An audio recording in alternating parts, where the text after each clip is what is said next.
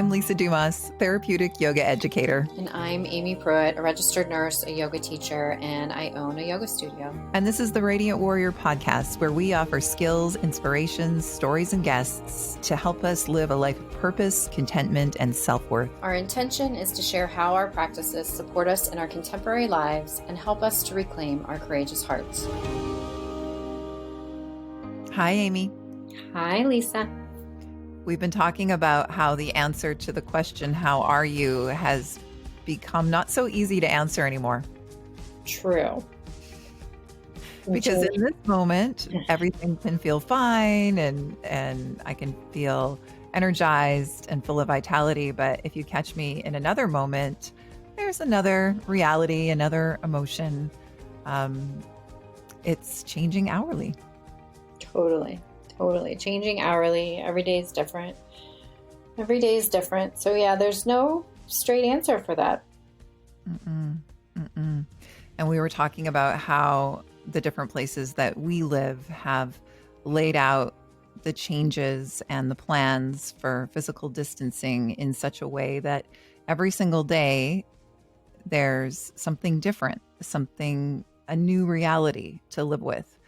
And, spiritual practices are constantly teaching about acceptance and going with the flow of life. And I feel like at this time, it is such an incredible opportunity to practice. And you have an understanding of how challenging that is when everything around you is changing. And we as human beings, we love to think that we can control things. And there's so much that's out of our hands. Oh, yeah. We had talked about if you had said to any of us on March 1st what life would look like in 30 days, I said there would have been riots, that there would have been no way that any of us would have been able to predict what our daily lives would look like now. Mm-hmm. And it really illustrates our adaptability as human beings. And, I know through your sharing that the government in Ohio, very similarly to here in Canada, every day there has been a new shift or something that is laid out. So we've been really eased into this new reality. However, there's what's happening, and then there's what we think about that. And there are a lot of emotions that are connected to what has been canceled or what has been delayed. And for me, it's just that constant reminder that everything's temporary. And I can feel my mind want to go into strategizing and making plans because does this ever illustrate the futility in planning? My husband and I thought that we made such wise choices in some investments and some real estate for future empty nest, and now there's just so much in question, and we've got to adapt, and we have to be quite fluid. And it's interesting because it's everything that I've been teaching about and practicing in my own practice, this idea of going with the flow of life. But then when you're really faced with having so much that we typically enjoy completely out of our control, then you're faced with, okay, now you really have to do it. Yeah. I think about how we were told, I think it was April 13th was our first deadline. We were going to shut things down till like April 13th. And it was like, okay, we just have to make it to April 13th. Okay, we can do that. And that seems hard, but we can do that. And then we're extended to May 1st now. Okay, we just have to make it to May 1st. Okay, that's going to be a little bit harder, but we can do that. And I think everyone realizes now that those are just kind of arbitrary things, deadlines, that like you said, things shift so quickly, and from day to day it's a new change, and then tomorrow is a new change, and then the day after that's a new change. And I think about this whole, in the US we had this stimulus package, all the businesses shut down, everything shut down, and everyone was really scared and afraid, and our unemployment filings went off the charts, like just off the charts, the number of unemployment filings. And okay, but we just have to get through to, they just have to pass the stimulus bill and then everything's going to be okay. And and we're finding that this whole stimulus bill is a disaster.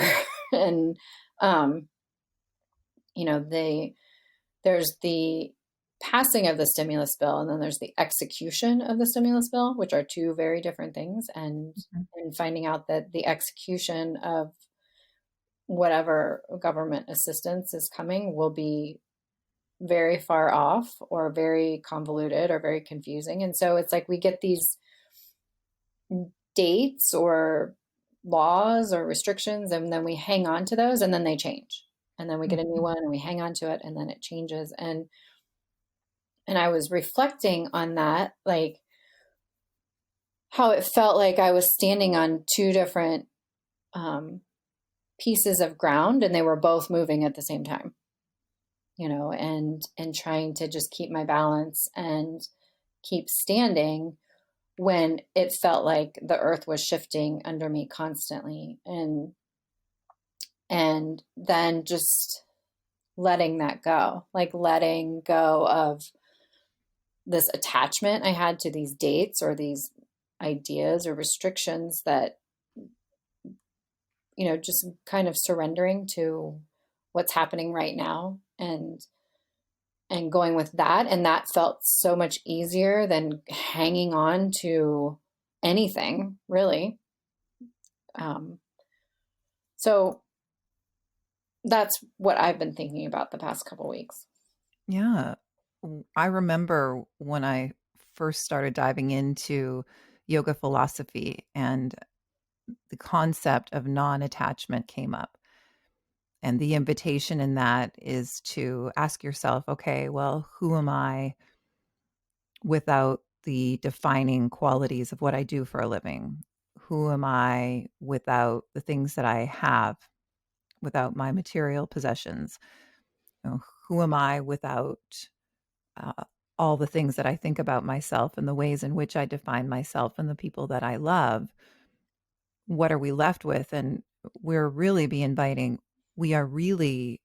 being invited to practice that now because there is a lot that is falling away for a lot of us. And what I'm talking about when I'm teaching, what I'm talking about with my clients and with myself is, obviously my Dharma is teaching a lot about anxiety.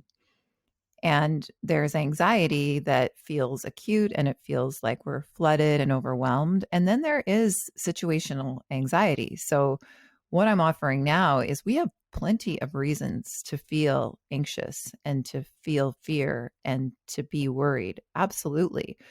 And what we've also talked about together on this show is the purpose of emotions and how they're there to guide us, and how fear is healthy because it's part of our survival system. Fear is here to keep us alert and awake and to take the next right action. And so we see these health organizations around the world, they are taking the actions that they feel is the next right action for us. And we as individuals are also taking action, and we're seeing a lot of beauty being expressed at this time. There are a lot of helpers. There are a lot of people that are donating and looking inside and asking themselves, what can I do to help? There are people that are following the rules and are staying at home and only going out once a week. And these are all actions that we're taking in response to what is healthy fear. But it's easy with everything changing and not being able to count on a day to day continuity. It's easy to tip into feeling flooded and having this anxiety become overwhelming. And then that's the time where we can fall back on some of our practices and some of the underpinnings of yoga and Ayurveda that, I get comfort in these practices because the technology of yoga was created in order to help human beings with our tendencies, which is there's what's happening in our lives, And then there's what we think about that and how often we think about that. You know, there is suffering right now. There's no two ways about it. You're a nurse. You're in the healthcare system. There is suffering. But then for a lot of us, we do create additional suffering for ourselves based on how often that we're thinking about that. And then that's the question of non-attachment there. It's not that we become passive and we don't care or we numb out or we distract ourselves. We are aware, but then we realize what we can control and what we can't. And often the only thing that we can control is like our own inner landscape. And I think also an important action that we can take right now is keeping ourselves healthy. And that doesn't mean that this is a time for improvement, or maybe it is. This time is going to have to be authentically spent by each and every individual. But an action that I know that I can take in my family is keeping myself healthy, but also keeping myself mentally healthy. um, I'm with these people here all the time. Yeah.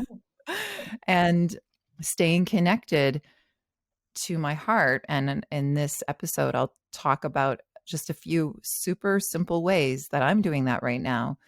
That feels like a powerful action that I can take.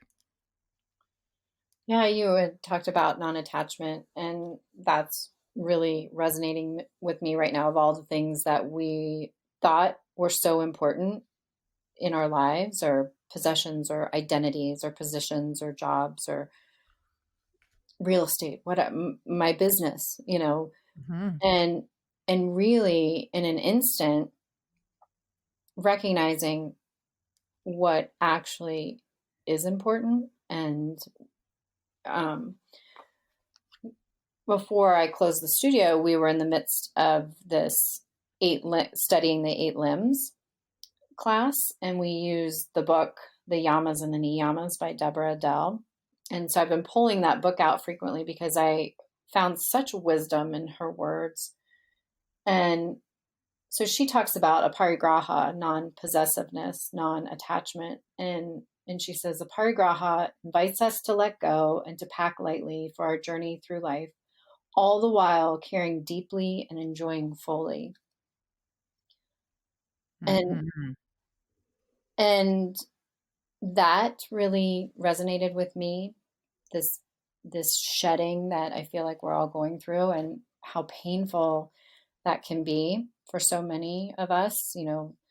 There is deep worry and deep fear, and a sense of insecurity for a lot of people, Mhm. who have lost their livelihoods, and or fear of sickness and illness, and so that idea of packing lightly and enjoying deeply and fully right now, just really right now, resonated with me. Like, how can we make each day, even in the midst of a pandemic, how can we make each day mean something, even though we're afraid of losing things or possessions or finances? How can we make each day full? So I've been trying to sit with that a lot. I love that. It was one of the most confusing concepts for me to wrap my brain around when somebody first taught me about non attachment, and especially non attachment of the outcome, because as human beings, we're such strivers and planners and strategizers. But as that passage so beautifully illustrated, it doesn't mean that we don't live with heart and desire and longing and enjoying the beauty, but we do so for the purpose of it rather than a specific outcome. We can have hope, which we are all hanging on to hope right now, Mm-hmm. but ultimately there's so much out of our control that there needs to be a shift into this sort of sublime acceptance. But nobody said that that was going to feel good or be easy. None of those teachings said that. Mm-mm. No, no. And it seems simple and um, abstract, oh, practice non-attachment. Don't be attached, like Mhm. really, like our whole lives are about, seem to be built or structured around striving and doing and producing and gaining and now, this is asking us to open our hands and like let it go and trust and have faith and have hope. And that's really hard to do sometimes, not knowing the outcome. Like you said, I have a really hard time seeing the other side of this, like and then letting that go. Like, not creating expectations for what it will be like letting it unfold the way it's supposed to without me interfering. So it's just so I find myself I can feel it when I start to get attached to something like these dates, these arbitrary like deadlines of when things will, expand again and when our society will open back up. And our our government in the state has done such a beautiful job. The way they are guiding us is just beyond so smart. The way they are holding our hand through this whole thing Mhm. and letting us know, that things will change. These dates will change. They're letting us know that these are not solid deadlines. And they are saying, we will not open back up everything at once. We will, you know, expand very slowly. So even these dates in May or in June or whatever, they're saying, don't get too attached to those, you know. Um, Yeah, this experience, I mean, if it's teaching us anything, you're illustrating a great point. It is teaching us non-attachment. We have no choice but to learn it, and it's also showing us where we are really attached. mhm, In my home, I can see how attached I am to, this is my codependent streak coming out, attached to my daughter's contentment. And, in my own brain, it's hard enough for me to not attach to a date when things will go back to normal. But for those of us at home with, tweens or teens who are asking questions and wanting to get back to being with friends, and will they maybe be able to have some sort of gathering for grad? What about birthdays? All these questions and dealing with all of this disappointment. I mean, it's the ultimate lesson in parenting how I can't make this better for her. mm-mm. And No. there's a pain in that, of course. But again, what a profound lesson, because ultimately I never can control anything for her or how she's feeling, Yeah. although I've tried. And there is a lot of um letting go when it comes to just holding space for her experience rather than being able to really change anything about it. Glennon Doyle Wambach has Mhm. daily family meetings, Mhm. and her family meeting this morning was about that, about her children's loss and pain and grief, and how it's theirs, and that we shouldn't necessarily try to take that away from them. No.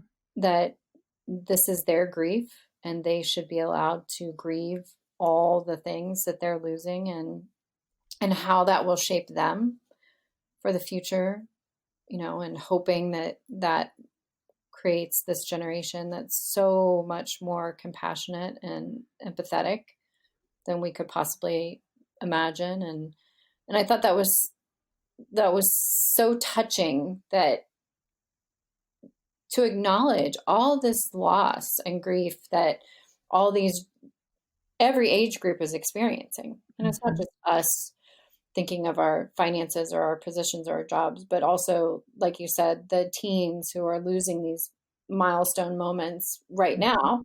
And not Mhm. to say that they can't have them Mhm. later, but that's a loss. And to acknowledge that. And, I even my grandsons are, we're trying to figure out the Easter bunny for a Sunday, Mhm. and how the Easter Bunny can like get to their house, and because they're all at home and my daughter is never away from them. And so trying to navigate how the Easter Bunny could, you know, still visit their house, and maybe his schedule might be a little bit different. And that's a loss, like, for those little boys that if somehow the Easter Bunny doesn't pull off Easter, you know, or they have very big traditions in their world.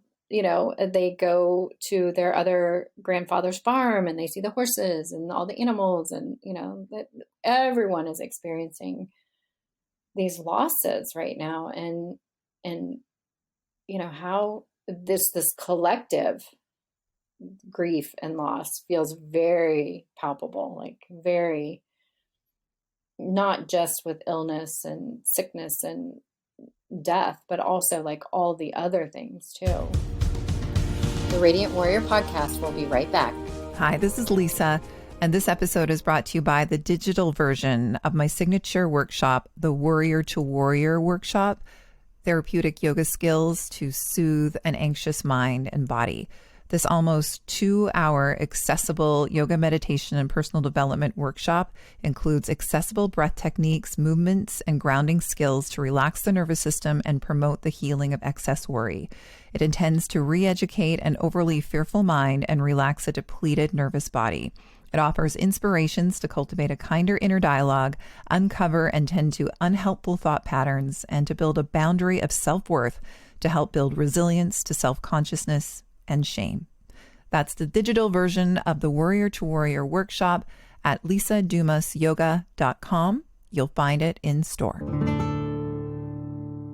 So much compassion for our families and our children and ourselves is called for right now. I just think about even developmentally, the brain of a teenager just can't fathom the future and consequences. And so, there's also, I know with a lot of other moms and my friends that I'm talking to, there's a lot of pushback around the rules right now. So home is rife with high emotions. And what I would offer, just based on how I've realized sometimes the best thing that I can do when it comes to mothering because of my daughter's age, is just as we've talked about, allowing her experience to be what it is and allowing her to process. And instead of offering advice, which, I love to do, I love to help if I can, but instead of doing that, what can I do for myself to create a grounded sensation in me? Because there is a lot of teachers and authors and psychotherapists that and healers that talk about the people that you live with. We're absorbing more than we think, and it's hard to discern what's ours and what's them when we're so intermingled with one another. And for me, the best thing that I've been able to do is just stay with myself and know what's mine and create a sense of grounding in myself. And I'd love to offer like a specific, very simple, real world way that we can ground in uncertain times in this episode. Please. Well, I'd also love to know, because I know that you are somebody that's heading out into the world and still working and have to remain so grounded as a nurse. So I also want to hear from you, because I know that you have lots of things to share around that. But from a therapeutic yoga standpoint, it's really interesting connecting physically to our feet and to our legs. And so we're all in our homes and in our households now. And even as simple as if you're standing in the kitchen chopping something or washing something, just to take a moment to feel both of your feet on the ground. Yoga philosophy will teach that our feet actually have a lot of energy receptors, and it can be really calming for us to connect our feet in a very well aligned way into the ground. And if you can even get barefoot out onto the earth, or just imagining that your feet are planted into the earth, there's actually evidence that that is super calming for the nervous system. There is a lot more than we think about when it comes to planting your feet firmly on the ground and making sure that you're really creating a nice, even base. I could go into what yoga teaches about pada bandha, like this specific way that the feet become almost like suction cups, and you're drawing earth energy from the arches of the feet up the inseam of the legs. And then you have your pelvic floor, which is sort of a mirror of the arches of the feet. And that even draws prana up the central channel of your body. I mean, for those of you who are into that, that's the potential. At the very most, planting both of your feet on the ground can create this sense of calm, both in our nervous systems, but also in the unseen parts of who we are. And all I ever feel authentic about teaching is what's really worked for me. And I've said this here before, that was one of the primary reasons that yoga had me from the first practice, because the art of having to plant my feet in a certain way and be very steady on my feet was so healing. It did create a sense of calm that washed over my physical body, and I took that off the mat. And then upon greater studies, to learn that the feet and the legs are connected to, an energetic part of us that governs our sense of safety. And if we don't have that, if we're not fostering that connection to feeling grounded, then we can tip into feeling a sense of um, unsafety, and or feeling a sense of being unsafe and afraid.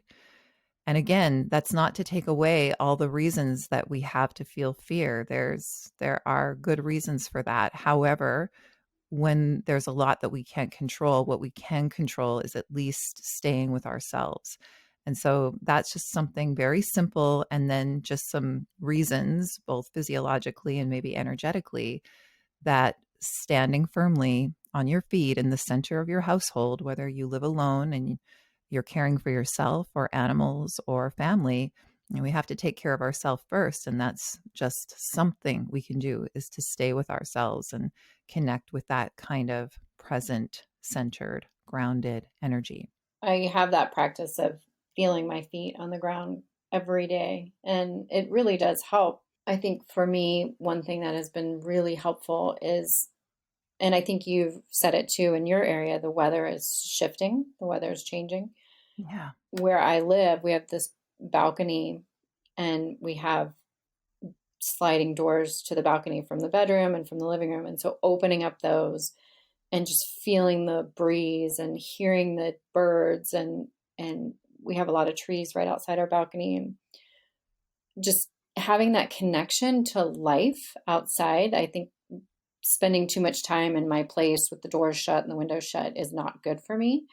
And Hmm. so opening up the windows and opening up the doors and letting the breeze come through, and we've even been, sleeping at night now with the balcony doors open, and it's been storming here at night, and that's been really interesting to have this connection and to see outside that life is still going on, and spring is here, and we have deer that come up to the balcony, and um, you know, even though we are living through this pandemic and we are being asked to stay in our homes, still having that connection to life outside our home has been very important to me.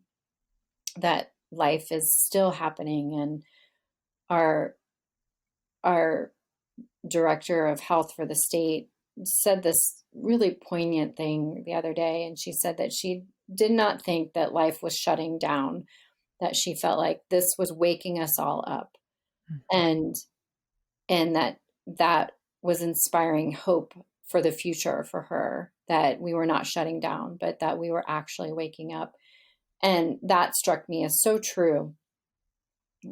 How we are being asked to do these things that are closing businesses and closing stores, and asking to retreat into our homes, but how is that waking us up to what's important, or to what we want from life? we can get in these habits or ruts, or we could have taken a turn down life, that may not be serving us anymore. And having this time to really examine what's important has been true for me, instead of just kind of going with the flow and, oh, I should be doing this now, or I should be doing that. And there's Mhm, that should word that never mhm, works. And mhm. having the opportunity to examine what's important has been very powerful for me right now, to ground myself into the very present moment, like not even just today, but just the very present moment. Well, nobody ever said that transformation was easy. In the wisdom traditions, they talk about the fire of transformation. And what I'm hearing you say is that that is happening whether we like it or not. I think a lot of us are becoming awake to how we distracted ourselves, what we spent our time and money on. And a lot of that is just taken away, the opportunities to um, go out and do and fill our time for a lot of us is taken away. And a lot of us will find other ways to distract. And listen, we have to hang on to those life rafts right now. We have to do what we need to do. And that's why that compassion is so important right now. We're so connected by social media, and there's a lot, there's a lot of judgment going on that I'm observing. You know, people will be sharing how they're spending their time, and then others will comment that maybe that's not a great way to spend their time. And I'm just thinking about what our counselor, Susan Gutteridge, said on a previous episode, where she said, hand to the heart. There's just another human that's suffering. And uh, that's really the truth. We're all processing this and integrating this in our own way, and we can only see through our own lens. I love being educated about the lens of others. And it is true that physical distancing is actually a privilege, being able to stay in our homes and stay safe. It is a privilege. And that's what the true meaning of self compassion is. It's not about pitying other people, or it's about really being able to broaden our perspectives and step in the shoes of other people, and be able to sort of inwardly say, yeah, me too, finding a way that we can understand. And we're really called to that right now. We're really called for compassion to ourselves, sitting with whatever is coming up, compassion for our family members, and for what we're seeing in the world, and simply just for ourselves, taking the next right action. Yeah, that compassion piece is vital right now. I know for myself, one of the kindest things I've been doing for myself is unfollowing Mhm, different mhm. different people or businesses on social media. If it just doesn't serve me, then I am just removing it from my site right now. And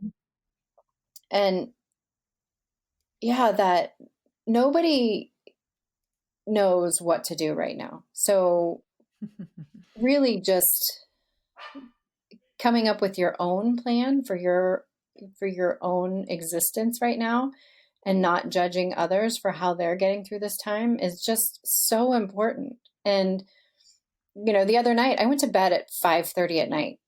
I was just I was just done. And and that was okay. I wasn't going to exercise. I wasn't going to cook a healthy meal. I wasn't going to read something inspirational. I was going to call it a day. Mhm, And I went to bed at 5:30 at night, and that was the most compassionate thing I could do for myself that day, and not try to accomplish anything at all, cuz that wasn't going to serve me. And everyone just needs to really take care of themselves in the best way that serves them right now. mhm. Yeah, I agree. Just another example of what we can't control. We can't control what other people are doing or saying or how they're handling. We can just control what's going on within our own boundaries. And something else, just something little that I'm doing, just because my lens does include living in close quarters with my family, as many people are in that same situation, is my teacher talks about creating an ask in order to just feel a little bit more connected, and just what we're talking about, being grounded amidst the ever changing landscape of our outer world. But to make a decision upon first waking, okay, so what is my intention today? And then to create this inward thought of, may I be, so for instance, may my heart be open today. And then we do the best that we can, but at least we stayed with ourselves and we created some sort of intention that we can come back to. So this is just what's been helping me in my days right now, is my inward ask is, may I be connected to my higher self, whatever that means to me. And for me, I've talked about it here, just a higher perspective, something that my primitive brain, my fear-based brain, my reactive part of me wouldn't necessarily go to, because I'm very aware of the negative ruminations that are present for me right now, and my worries and my fears, and all the ways that I'm trying to control my experience, and all the ways that I'm distracting myself. I can feel all of that. Hmm. So, what that means to me is, it's just a part of me that can access some higher perspectives. And so, my inward ask that I feel is supportive is, may I be connected to that part of myself today? And that has been a great support system. Mm. I'm still holding on to what would love say and what would love do. Yeah. I And mean, that's very similar. yeah, yeah. And, I am still working. And so I'm encountering, you know, the the public in some form, and, working in the hospital, and I'm working with other nurses, and just like the rest of the world, nurses are feeling all these things too at varying degrees and various times. And we're not all coming to this same place at the same moment. And so you're around other people who are feeling all these different emotions, whether it's anger, frustration, or sadness, or grief, or they have reached resolution. And that can trigger different things in different people. And having that to return to often when I am around other nurses who are expressing different things, or coming, or they're afraid, or they're nervous or anxious themselves about their own health, and then the health of their patients, or what they're being asked to do, and trying to just come from a place of love. How can I just be a force of love right now for those around me? And because they're human too, they're having a human experience. And so it's a lot. It's a lot to encounter every day. And then and that's just in various degrees of the work that we're doing. Everything feels like it could potentially be triggering right now. Like Mhm. any little thing feels like it could potentially create something in your nervous system. And we were talking before this about how I was I was riding this wave, and, I had recognized that I was very furious, and then I was very sad, and then I was very sorrowful, and I kind of rode through those. And then I was kind of coming to this place of really examining my attachments, and trying to surrender to attachment and just be present. And then, I get an email, that I was talking to you about um, our instructions for redeployment in the nursing field, and how we are being asked to be ready to redeploy. And then I was like, oh, like Mhm. I was Mhm. I was having a pretty okay day until I got that one email. And Mhm. And so it feels like at any turn there could be something that triggers you or incites something in your nervous system, and kind of rolling with the next thing, and navigating through that, and not trying to do it all, like just taking care of what's right in front of you right now, and not you know trying to figure everything out for the future, but just maybe for me it might just be like, okay, what am I going to eat for dinner, Mhm. and then that's all I'm going to figure out right now. I'm not going to figure out anything else until I have the strength or the energy to put my attention on the next thing. Yeah, and having very little expectations of myself right now as far as planning and executing. And that's not to say I'm not getting anything done. I am, but I'm also really piecemealing it down into small things to not give my brain so many things to do. I know that later today I'm going, to the grocery store. And so that's all I have in my future right now Mhm. on my brain is, okay, I'm going to go to the grocery store. And then I won't think of anything else to do until I get on the other side of that task. And then, Well, and then something else will, then I'll think of something else to do, but I'm only going to come up with the next thing. And then that's it. you know, trips outside of the house to essential services are actually quite rife for emotional responses from me. And I'm wondering if anybody else feels this way, because I've only gone shopping twice since we first started self isolating at the middle of March. And so when I go, it's shocking. And it's such a reminder of where we're at. Everybody wearing masks, lining up outside of the drugstore before you can go in, stickers on the floor, preventing you from being any closer than 6 feet from one another. Plexiglass protectors between you and the cashier. But what feels most unnatural in my body is the having to avoid other people. I work from home. I always have worked from home. And so outings are this opportunity of connection and meeting with strangers and saying hello and talking when you're in line to check out. I can feel that codependent part of myself feeling just so awful for having to give everybody this wide berth, just assuming that everybody is contagious. We've been told to just assume that. Just stay away from everybody. It feels so unnatural to me. Just stay away from everybody. When I'm going and walking through the park, if I see somebody coming, I am like obviously taking a different path so that we don't have to encounter one another. That hurts my heart. I'll take that action, of course, and try to catch somebody's eye and give a smile, despite the fact that we are avoiding one another at all costs. But it hurts my heart.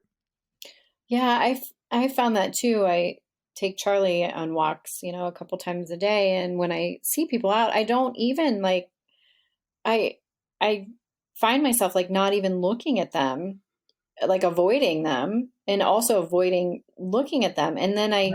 And then I feel bad about that, Yes. Yes. that I'm like not looking at them. But then I feel like if I'm like trying to like look at them and like smile at them, then I'm invading their space, and then they're Yes. not looking at me. They're avoiding me, and then I feel like I'm being intrusive just by even like acknowledging them. Yes. It's just this Okay. This is weird not thing. a conversation that I've heard yet. And I'm so glad that we're having it. Well, I think we all sort of need to agree that we can just give each other, we can just send each other, loving vibes, even though we're completely avoiding each other. But I think it speaks to the actions that our bodies are taking, that creates how we feel. Like we've talked about here before, how our thoughts create our emotions and then our emotions create our actions. But we can also take actions, or we can make movements with our body to feel a certain way. And that's why yoga is so powerful, or any way that you're moving your body. So when we are physically avoiding other human beings, I think there is a response within that is almost like, well, we're avoiding because there's something bad or wrong, and so our eyes will avert. And I've been noticing that too, and as if I'm othering somebody else. And so I think, I've been attempting to try to catch their eye with a sort of a, communication of Yeah. this is crazy what we're doing here. But yeah, that part is so unnatural. It feels so awkward. It hurts my heart. I do miss I just miss being able to commune with other people. And then that's when I have to listen to me. I'm like in real time working with non-attachment, Hmm. clearly that's a big attachment. Hmm. And it's attachment to all of us. We're wired for connection. And now our connection just has to be so different. And the reality is we just have to miss people, and we just have to miss some of that connection. And as you said, a time to do the inside work of non-attachment. Who am I when I can't have all these interactions every day? Who am I when I can't embrace my friends? And what I would say, just based on the work I've done, it may sound cheesy or whatever, but well, okay, it's a time to go in and find what parts of me are feeling abandoned right now or triggered, and kind of embrace myself. Yeah. Part of me feels too like it's this, we've been given this 6 feet of distance, and then it feels arbitrary. And if I start to make eye contact with somebody, if I start to talk to somebody, then I'm somehow like messing with this barrier. Like it feels very safe and natural to talk to somebody on FaceTime. Mhm. But, I dropped off stuff that my daughter needed in her garage, and then I stood like across the street and talked to them. Mhm. And that felt even like I was violating something, like um and I know for social distancing we're not to do anything non-essential, and and so I did need, there was something that she really needed and I dropped it off. And but the boys had a hard time with, like, they Oh, kept wanting to inch closer to me. yes, of They course. wanted It's to the inch closer to grandma. me, and we Oh. kept having to, like, say, "No, no, no, like, stay on that side of the street," Mhm. and that felt like that what they were doing felt kinda like what if I was gonna have a conversation with somebody who I saw in public, like, walking by them, that felt kinda the same way, like, we're drawn to each other. Mhm. We're drawn to other people, we're gonna inch closer to them, so it just felt like, "Okay, just pretend they're not there," you know? Because that felt to me like I'd be opening up this invitation of needing to talk to somebody or check on them Mhm. or socialize with them, Mhm. and then somehow I'm violating this safety that we've created by not, you know, being around each other. And Yep. it's hard. It's really hard Yep. to do right now because we are, we're humans and we like to be around each other. Most of us. And Well, this is the ultimate practice of social distancing. I've been talking to you for over a year now, mhm, from Vancouver to Columbus, Ohio, and it's always soothing to my soul to have these flowing conversations with you, Aimee. And it's just a reminder, because we don't get a chance to talk often beyond recording this together, but it's just a reminder that wherever we are, we're on some spectrum of all the emotions. We're on some spectrum of feeling insecure and so out of sorts, and you know knowing that it feels better to dive into self-compassion. mhm. Yeah. Yeah. Especially when things feel so uncertain right now and they're changing all the time. So just that's what we can attach ourselves to, love and compassion. And welcoming it all. We talked to Kobe Kozlowski about her book, and one of the practices was welcoming. each day, how does it feel, rather than, taking a deep breath and looking at your phone to see what the latest statistics are. But before that, how would it feel to say, okay, I welcome the sensations in my body to this new day. I'm sure a lot of people can relate. I feel so much tension in my body. And I think that my body is having a reaction that maybe my mind hasn't taken the time to really feel. But welcoming whatever is arising in body, welcome whatever is arising when it comes to emotions, when it comes to the ruminations of the mind. And this is something that we learn in these practices, that it helps us to ground into what is if we soften towards it. There are some things that I of course know that we can never really soften in towards, that we can never really accept. I mean, I understand that, but the practices just ask us to consider finding a soft acceptance, and maybe even a part of us within that is always okay and that is always content. And that's the heart of yoga. And that's something that's given me a lot of peace throughout all of the perils and the suffering of life. Is maybe it's theoretical to some, but this idea that at our core, there is a part of us that's always okay. I think that was the perfect way to end this. All right, my dear. Well, you take care of yourself. I will, and you take care of yourself as well. I will. And to everybody listening, we hope that you are staying safe and well, and we truly are all in this together, apart. Yes, we are all in this together. Thank you for listening to the Radiant Warrior podcast. If you found it valuable, please leave us a positive review to help others find it. And please check out the Radiant Warrior podcast on Instagram and Facebook to leave us your questions and find out where you can come and practice with us next.